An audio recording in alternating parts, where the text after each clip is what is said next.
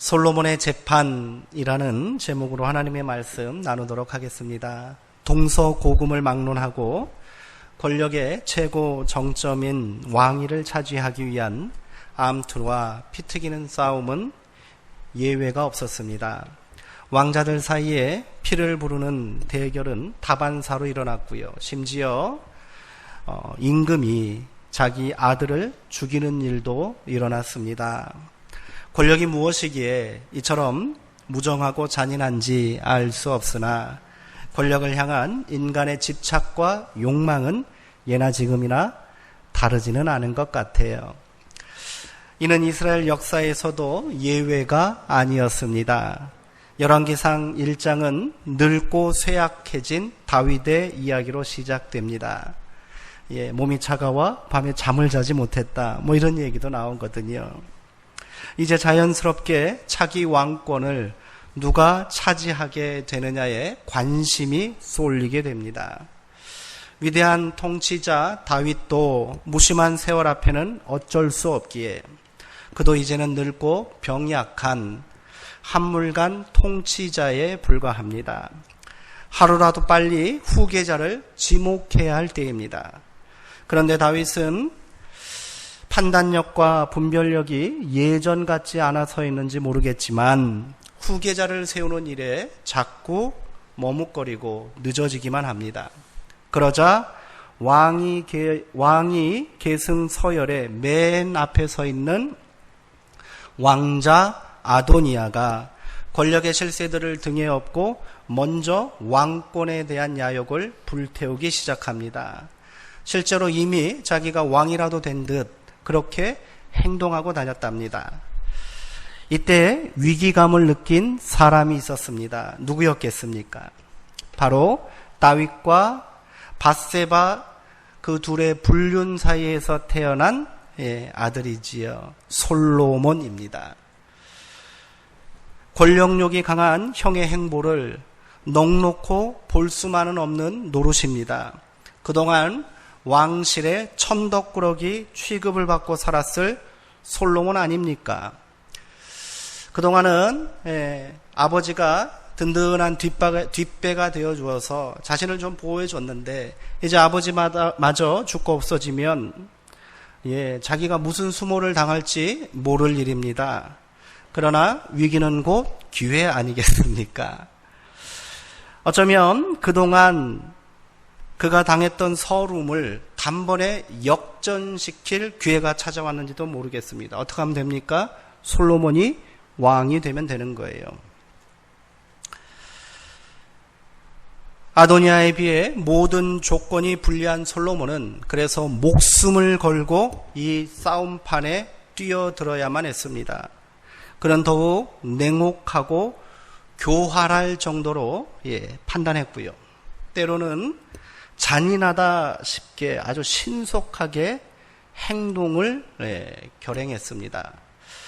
그렇게 우여곡절 끝에 솔로몬이 왕이 됐습니다. 그리고는 곧바로 자신의 반대편에 서 있던 정적들을 아주 잔인하리만큼 과감하게 처단하기 시작합니다. 그의 칼에 이복형이었던 아도니아가 먼저 목숨을 잃게 됩니다. 솔로몬의 어머님 밧세바가 형을 그렇게 죽여서야 되겠느냐 이렇게 만류하는 장면까지 나와요. 근데 솔로몬은 어머니에게 막 버럭 화를 냅니다. 어머니 절대 용서할 수 없습니다. 단칼에 그의 형을 죽였습니다. 그리고 이 소식을 듣고 이스라엘의 영웅입니다. 대장군 요압, 비록 늙었지만 백전노장이에요. 요압이 아도니아 편에 서는데 벌벌 떨고 있는 거예요. 그래서 그가 성소로 달려가서 제단불을 잡고 있었답니다. 그 이유가 뭘까요? 율법에 의하면 하나님의 임재의 상징인 성소 안에서는 절대 피를 흘려서는 안 되는 거예요. 그런데 솔로몬은 거침이 없습니다. 성소 안으로 수하를 보내서 제단불을 잡고 있는 이 요압을 그 자리에서 베어버렸습니다. 그리고 한 사람 더 남았습니다. 바로 대제사장 아비아달입니다.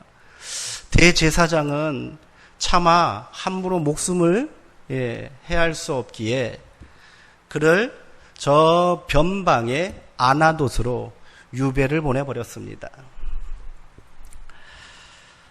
이로써 솔로몬은 빠르게 권력을 재편했고요. 왕권을 더욱 견고히 세우게 되었습니다.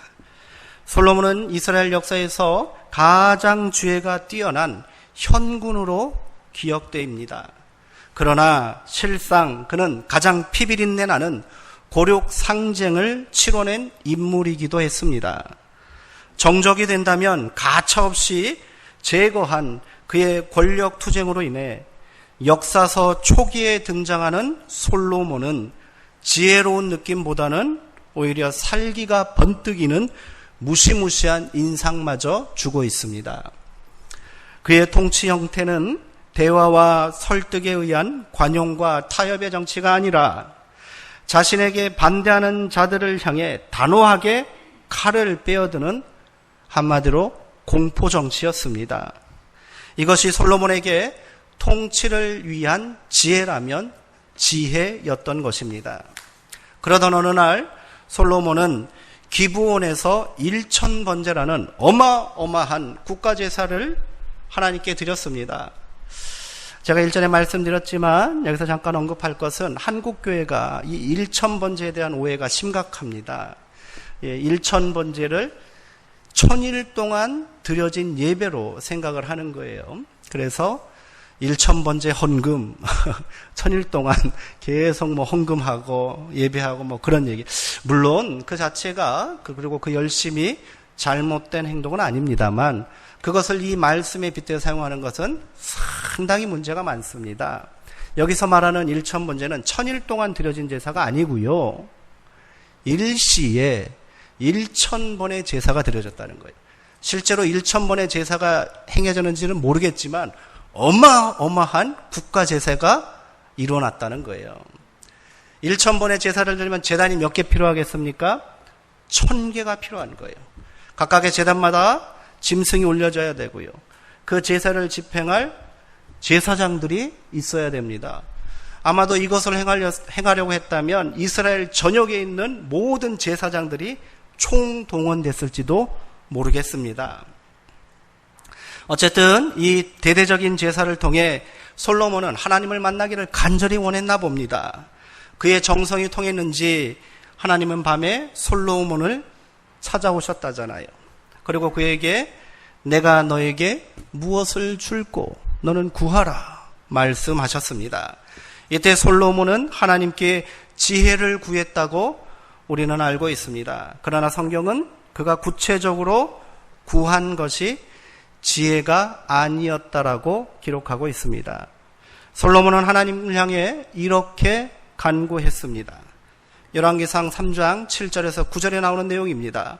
나의 하나님 여호와께서 종에게 다윗을 대신하여 왕이 되게 하셨습니다. 그러나 종은 아직 어린 아이에 지나지 않는지라 어떻게 처신해야 될지 모릅니다. 이 많은 하나님의 백성을 다스릴 능력도 없습니다.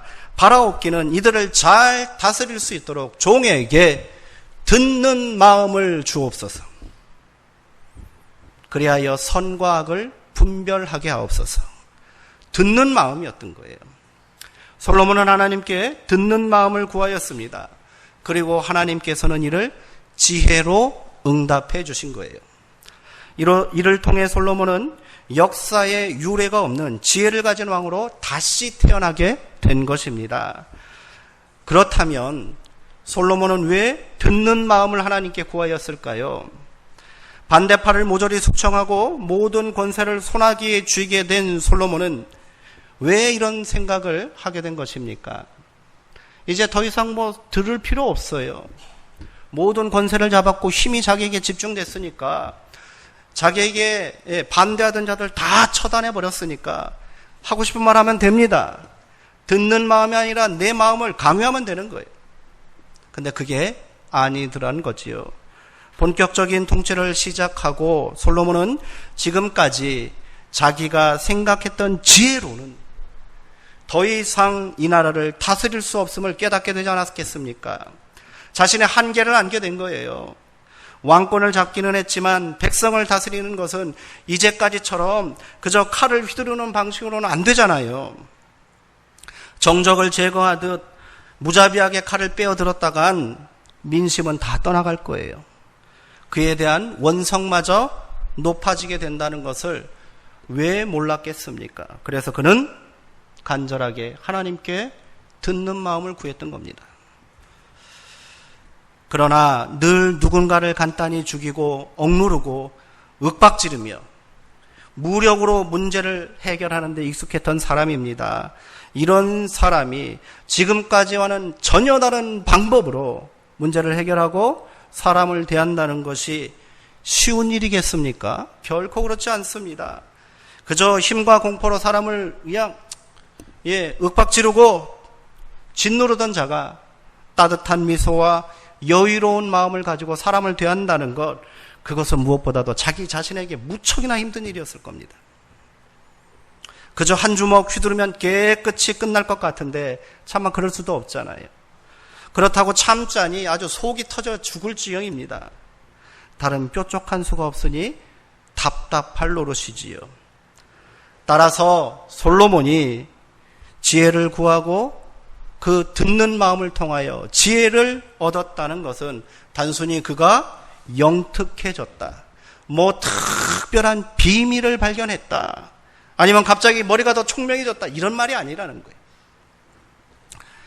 그것은 솔로몬이 지금까지의 문제를 해결했던 방식의 근본이 완전하게 바뀌었다는 것을 의미한다는 겁니다.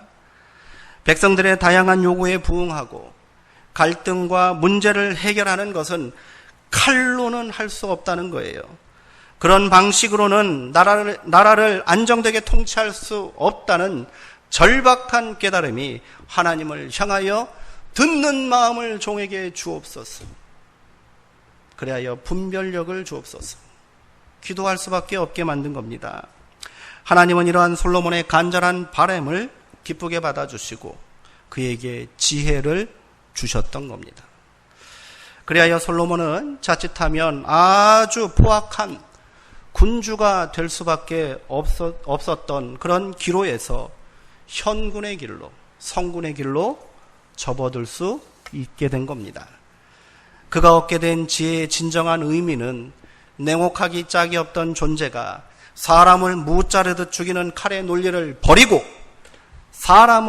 사람의 생명을 구하는 일을 생각하게 되었고요.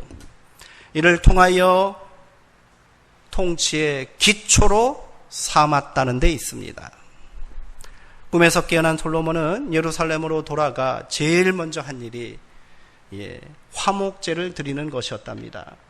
모든 신하와 모든 백성들을 다 모아놓고 화목제를 드렸대요. 화목제는요, 말 그대로 축제예요. 잔치를 벌였다는 겁니다. 이는 솔로몬이 피해의 과거를 청산하고 백성들의 마음에 온기를 돌게 하는 화합과 축제의 통치를 시작하게 되었다는 것을 의미합니다. 바로 그 시기에 솔로몬은 일찍이 경험해보지 못한 문제에 봉착하게 되었습니다. 오늘 우리가 읽은 본문의 내용이지요.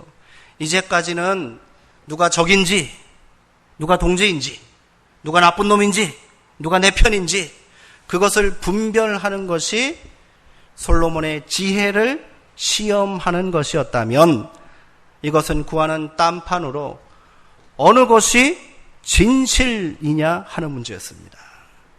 솔로몬에게 재판을 받기 위해 찾아온 여인들은 몸을 파는 창기들이었습니다. 그런데 이 두 여자는 그 씨를 알 수 없는 미천한 아기 하나를 둘러싸고 싸움을 벌입니다. 이들이 가져온 문제도 솔로몬이 주로 관여하고 있는 나라의 굵직굵직한 정세에 비하면 시덥지 않은 일 아닙니까? 그런데 감히 이 두 여자가 왕 앞에 서로 목청을 높이면서 악다구니를 부르고 다투고 있는 거예요. 이 두 여인이 벌이고 있는 분쟁의 초점은 살아있는 아이의 소유권이, 다시 말해 누가 이 아이의 엄마인가 하는 문제였습니다. 사건의 내막은 이러했습니다. 한 집에 살고 있던 두 여자가 비슷한 날 출산을 해 건강한 아들을 낳았다 합니다. 밤에 서로의 아이를 안고 잠이 드는데 한 여자가 그만 잠결의 실수로 자기 아이를 죽게 만들었다는 거지요. 깜짝 놀라서 깨어보니 아들이 죽어 있어요. 그러자 여러 가지 두려움과 또 급한 마음에 옆에서 자기 아들을 끌어안고 고온히 자고 있는 그 여자에게 다가가 사나이와 죽은 아이를 어떻게 해요? 바꿔치기 했다는 거 아니에요. 그렇게 해서 깨고 나니 이 아이는 내 아이다, 아니다 내 아이다, 서로 싸움이 붙은 거예요. 그 문제를 왕 앞에 가지고 나옵니다. 제3자인 솔로몬이 이걸 어떻게 알겠어요? 지금이야 유전자 검사 한번 해봅시다 이렇게 할 수 있겠지만 그렇지 않잖아요. 아버지가 누군지도 모르는 아이입니다.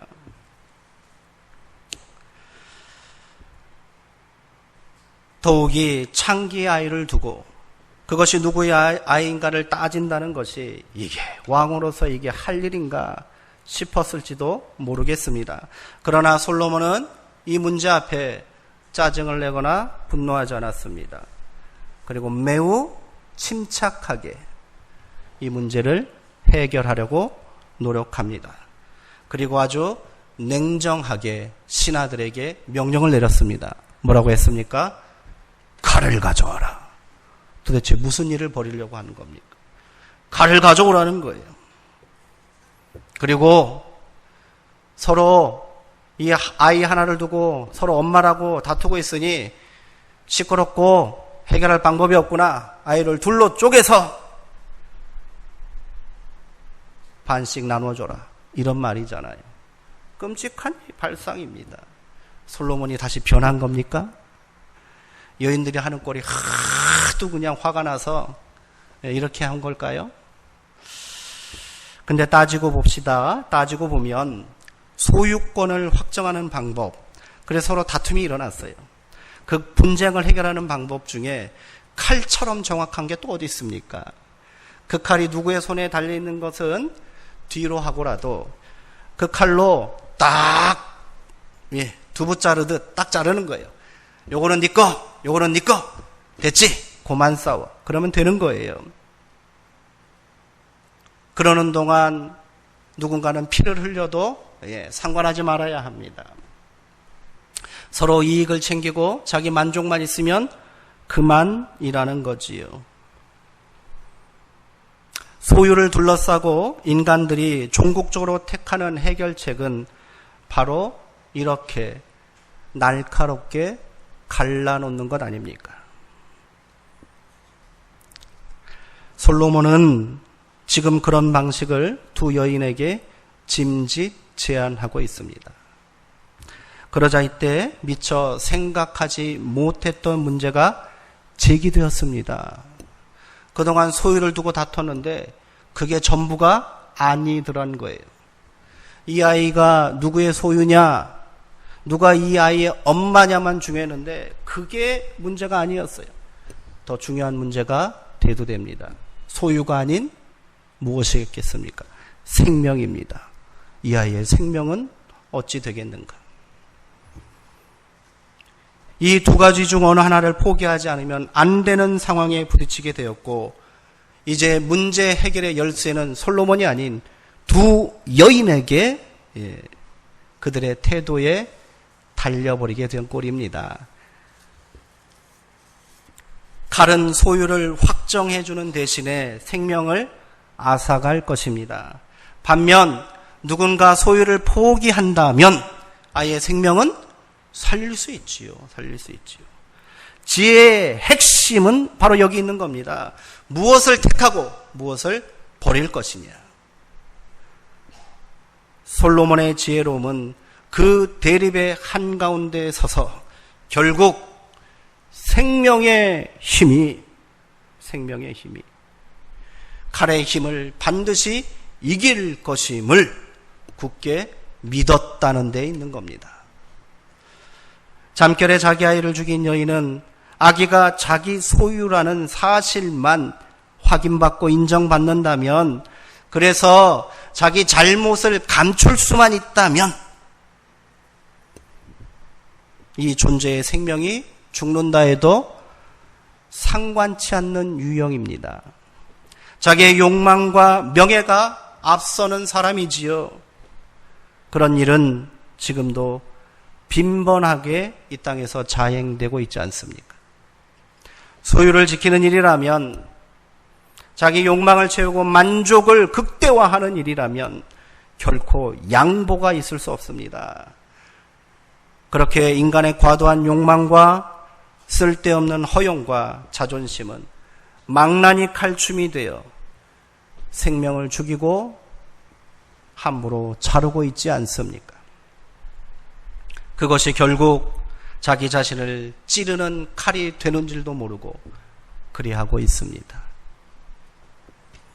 세상의 지혜란 이런 일들을 교묘히 처리하는 능력을 의미하지만, 진정한 지혜란 이런 것들이 가진 거짓과 폭력성을 꿰뚫어보는 힘입니다. 그리하여 생명을 살리는 선택을 할 줄 아는 것이 지혜라는 거예요. 솔로몬이 행한 과거의 권력투쟁이 정의와 질서를 세운다는 명분이 있었는지 모르겠습니다. 그런 명분이 있었겠지요. 그러나 내 것으로 만들 수만 있다면 수단과 방법은 가리지 않겠다는 그 속내는 숨길 수가 없습니다. 마찬가지로 우리는 수많은 근사한 명분을 내세우고 있지만 사실은 자신의 욕심을 그 안에 감추고 칼을 빼어들고 있는지도 모르겠습니다. 지혜란 이런 길에서 우리의 발길을 확실히 돌려서 무엇보다도 다정하고 따뜻한 가슴을 가지는 것입니다. 그리하여 그 안에서 칼마저도 녹여버리는 새로운 삶의 꿈을, 생명의 역사를 부활시키는 열정인 줄 믿습니다. 이 재판의 결말을 우리는 잘 알고 있습니다. 아이를 죽인 여인은 당장에 칼로 살아있는 아이를 반으로 잘라 나누어 달라고 말합니다. 그러나 진짜 아이의 어미는 그럴 수 없잖아요. 그럴 수 없잖아요. 자신의 소유를 포기해서라도 이 아이는 내 아이가 아닙니다, 그렇게 말할지라도 생명을 살리고 지켜야만 합니다. 그래야 진짜 아이의 어미는 그 마음이 불붙는 것 같아서 가슴이 메어지고 살점이 떨어져 나가는 고통을 감내하고라도 아이를 살리려고 하고 있습니다. 왕이시여, 살아있는 아이를 저 여자에게 주시고 아무쪼록 죽이지는 말아 주십시오.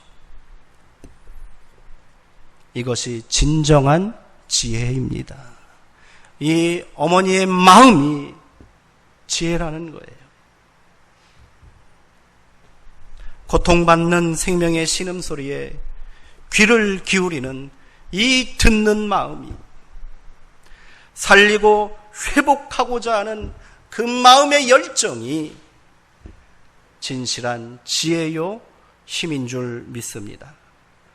그 지혜의 힘은 인간의 생명을 넘어서 정치와 경제, 이 땅의 문화와 교육, 환경과 생태계를 생명으로 가득 채우고 다시 살리는 유일한 힘이 되는 줄 믿습니다.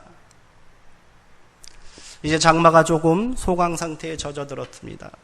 50일이 넘도록 장마가 이 한반도 전체를 휩쓸고 나죠. 엄청난 피해가 일어났습니다.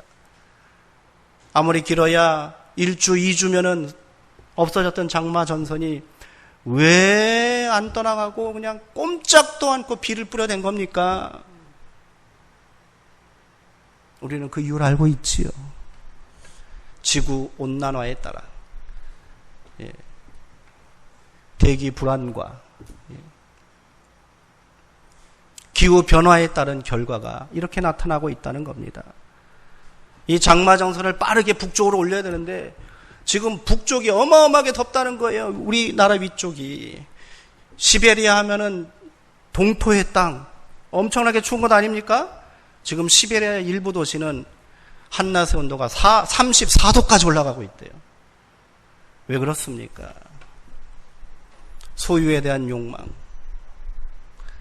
자기 이익을 극대화하고자 하는 인간의 이 욕망이 이렇게 만들어 놓은 것 아닙니까?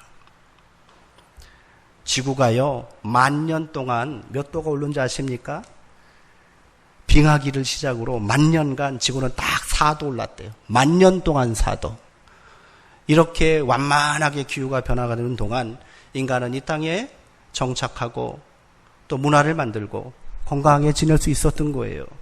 그런데 최근 100년 동안 이 땅을 살고 있는 현대인들이 저지른 일이 뭔지 아십니까? 100년 동안 지구의 온도를 1도를 올려놨답니다. 아이, 목사님 1도 갖고 왜 그러십니까? 아니라는 거. 10,000년 동안 4도 올랐는데 100년 동안 1도 올랐답니다. 이게 얼마나 심각한지 아십니까?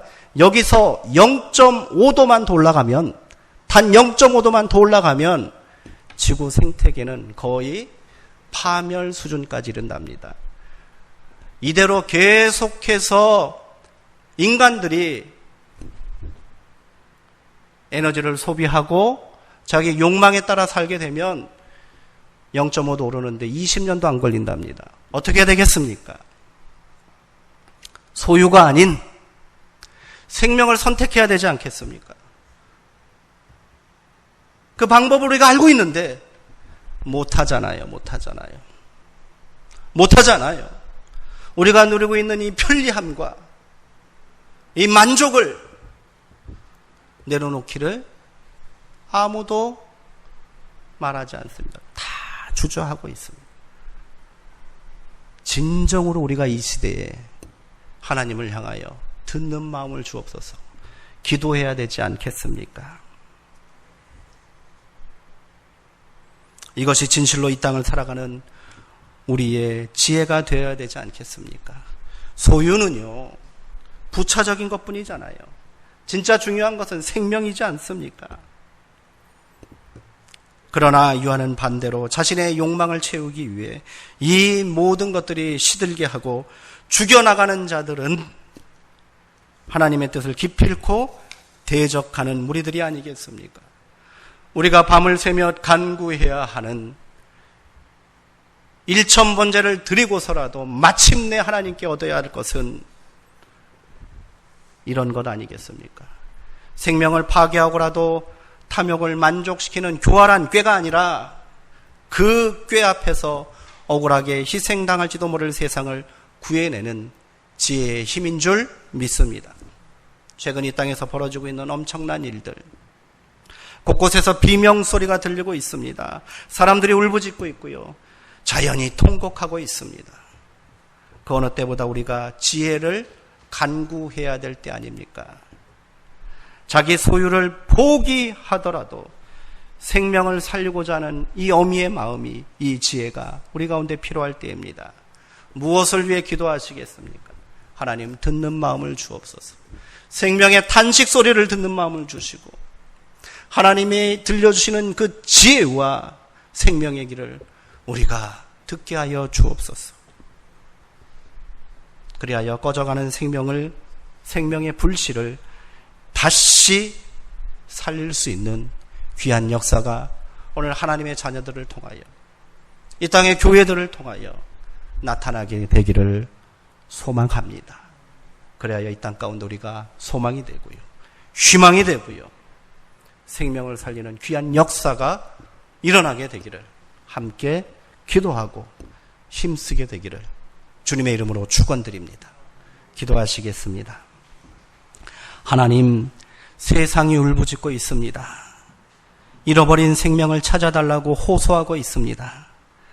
이제는 우리가 무너진 삶의 자리를 낙담하기보다는 생명을 살리는 길이 무엇인지, 참된 평안을 회복하는 방법이 무엇인지 그 지혜를 진지하게 고민할 때입니다. 우리가 다시 하나님 앞에 엎드리게 하옵소서. 세상의 신음소리를 들을 수 있는 듣는 마음을 허락하여 주시고 하나님의 뜻을 깨달아 하는 지혜를 주옵소서. 그렇게 칼이 아닌 지혜의 말씀으로 소유가 아닌 생명의 살림의 삶을 살게 하옵소서. 예수님의 이름으로 기도합니다. 아멘.